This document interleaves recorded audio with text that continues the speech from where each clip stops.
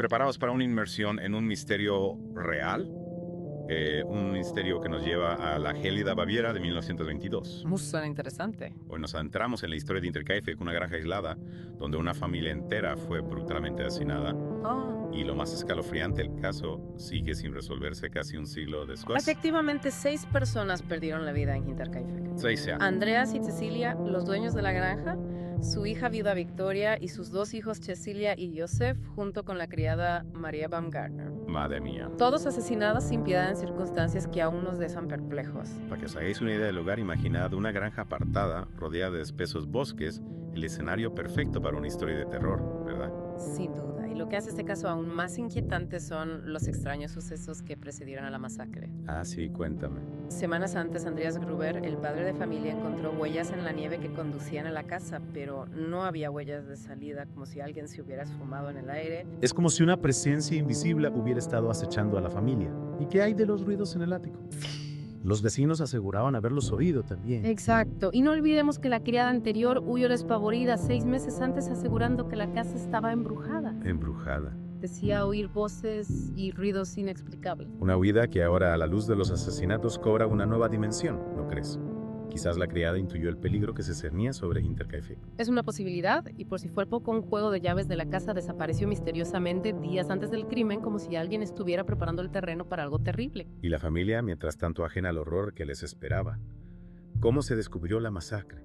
El macabro hallazgo tuvo lugar días después del 31 de marzo de 1922, fecha estimada de los asesinatos. Los vecinos, extrañados por la ausencia de la familia, decidieron acercarse a la granja. Claro. La pequeña Cecilia no había ido a la escuela, el correo se acumulaba en el buzón, algo no cuadraba. Una escena que seguramente les helaría la sangre. Imagina el horror al entrar al granero y encontrar 4 cuerpos amontonados y cubiertos de heno. Dios mío. Andrés, Cecilia y Victoria.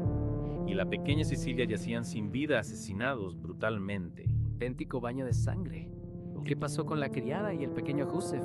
Sus cuerpos fueron hallados dentro de la casa María en su habitación y el pequeño Joseph en su cuna, ambos asesinados con la misma hazaña que el resto de la familia. Es escalofriante pensar que el asesino o asesinos convivieron con los cuerpos durante días porque hay indicios de que alguien permaneció en la granja tras la masacre. Así es, los investigadores encontraron restos de comida reciente, la estufa encendida y una de las camas parecía haber sido utilizada. Incluso se vio humo saliendo de la chimenea en los días posteriores al crimen. Como si el asesino hubiera querido dejar su huella, jugar al despiste con la policía. Pero hay un detalle que me llama especialmente la atención. El ganado estaba bien cuidado, las vacas habían sido ordeñadas y los animales alimentados. Un detalle crucial que sugiere que el asesino conocía la rutina de la granja. No era un extraño, sino alguien familiarizado con el entorno. Y luego está el perro, el único superviviente de la masacre, lo encontraron atado en el granero ileso. La pregunta es, ¿por qué el asesino se molestó en atar al perro? Tenía que alertar a los vecinos. ¿O fue un acto de compasión? Son detalles que añaden aún más misterio a este caso. Y ahora que ya tenemos el escenario y las primeras pistas, llega el momento de adentrarnos en la investigación. ¿Quiénes eran los principales sospechosos? La investigación de los asesinatos de Hinterkaifeck nos lleva a un laberinto de sospechas y pistas falsas. La policía interrogó a más de 100 personas, pero ninguna prueba concluyente apuntaba a un culpable claro. Empecemos por el posible móvil. Se barajó el robo como posibilidad. Inicialmente sí, los Grubers eran conocidos por tener una buena posición económica. Sin embargo, esta teoría se descartó rápidamente al encontrar dinero y joyas intactas en la casa. Parece que el móvil del crimen era algo más personal, más visceral. Precisamente, y aquí es donde entra en juego Lorenz Schlittenbauer, un personaje con una relación turbulenta con Victoria Gruber. Schlittenbauer, antigua pretendiente de Victoria, era además el supuesto padre del pequeño Joseph. ¿Podían los celos haber sido el detonante del crimen? Es una posibilidad los rumores de una relación incestuosa entre Andreas Gruber y su hija Victoria, condenados incluso por este delito años antes, añadían un componente aún más oscuro al caso. Se especulaba que Joseph era fruto de esa relación prohibida, lo que habría desatado la ira de Schlittenbauer. Y el comportamiento del perro que ladraba furiosamente en presencia de Schlittenbauer parece reforzar esta teoría. Exacto, además, algunos testigos afirmaron que Schlittenbauer no se inmutó al ver los cuerpos, un comportamiento que despertó sospechas entre los investigadores. Sin embargo, nunca se encontraron pruebas concluyentes que lo vincularan al crimen. ¿Y qué hay de Carl Gabriel, el esposo de Victoria, dado por muerto en la Primera Guerra Mundial? Se especuló que podría haber fingido su muerte y regresado en secreto. buscando venganza. Esa teoría digna de una novela de misterio se basaba en testimonios de personas que aseguraban haber conocido a un hombre que se hacía llamar el asesino de Hinterkaifeck. Sin embargo, la policía no encontró pruebas sólidas que respaldaran esta hipótesis.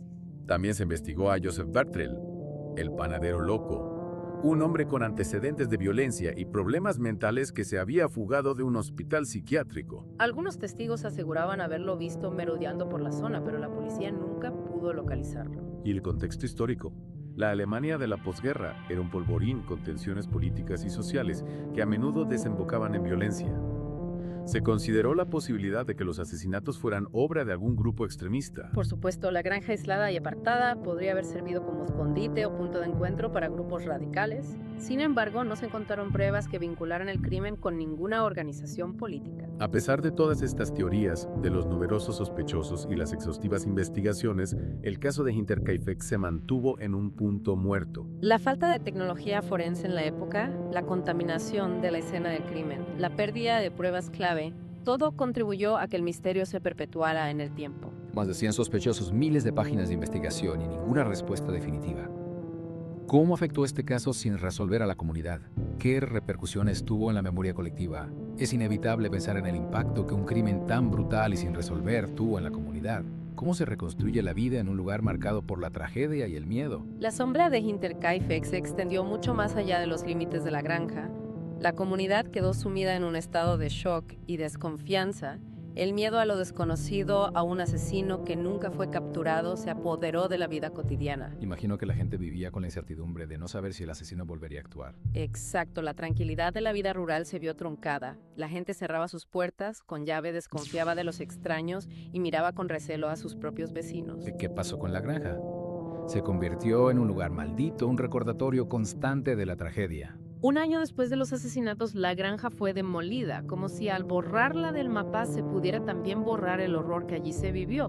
Una decisión comprensible, aunque no creo que el recuerdo de lo sucedido se desvanezca con tanta facilidad. Efectivamente, en el lugar donde se alzaba la granja se erigió un santuario, un pequeño monumento que recuerda a las víctimas y al misterio que aún las rodea. Un recordatorio de que la verdad sigue ahí fuera esperando a ser descubierta. Y las tumbas de las víctimas se convirtieron en un lugar de peregrinaje. Así es, las tumbas de la familia Gruber y de la criada María Baumgartner en el cementerio de Weidhofen se convirtieron en un punto de encuentro para aquellos que buscan rendir homenaje a las víctimas y reflexionar sobre este caso sin resolver. Es como si Hinterkaifeck se hubiera convertido en una herida abierta en la memoria colectiva, un recordatorio de la fragilidad de la vida y de lo cerca que puede estar la oscuridad. Exacto. Y con el paso del tiempo, la historia de Hinterkaifeck ha trascendido el ámbito local, ha traspasado fronteras y ha cautivado la imaginación de personas de todo el mundo. Libros, películas, documentales. El interés por este caso no ha hecho más que aumentar con los años. Es un misterio que sigue fascinándonos, que nos invita a convertirnos en detectives aficionados, a analizar las pistas, a buscar una explicación lógica a lo inexplicable. Y a pesar de que en 2007 se reabrió el caso, utilizando técnicas modernas de análisis de ADN, los resultados no fueron concluyentes. El enigma de Hinterkaifeck parece destinado a permanecer sin resolver. Es posible, pero la búsqueda de la verdad, la necesidad de comprender lo sucedido, es lo que nos impulsa a seguir investigando, a seguir buscando respuestas en las sombras. Hinterkaifeck nos recuerda que hay límites para nuestro conocimiento, que hay misterios que quizás nunca podamos desentrañar del todo, pero también nos enseña la importancia de no rendirnos, de seguir buscando respuestas, de mantener viva la memoria de las víctimas. Así es, y aunque la verdad siga siendo esquiva, el caso de Hinterkaifeck nos invita a reflexionar sobre la naturaleza humana, sobre la capacidad para el bien y para el mal que reside en cada uno de nosotros. Y con esa reflexión, llegamos al final de nuestra inmersión en el misterio de Hinterkaifeck. Un caso que nos ha llevado a explorar los rincones más oscuros de la historia, a confrontarnos con lo inexplicable y a recordar que la verdad a veces puede ser tan escorridiza como una sombra. Gracias por acompañarnos en este viaje a través del tiempo y del misterio. Esperamos que la historia de Hinterkaifeck les haya dejado con la misma intriga que a nosotros.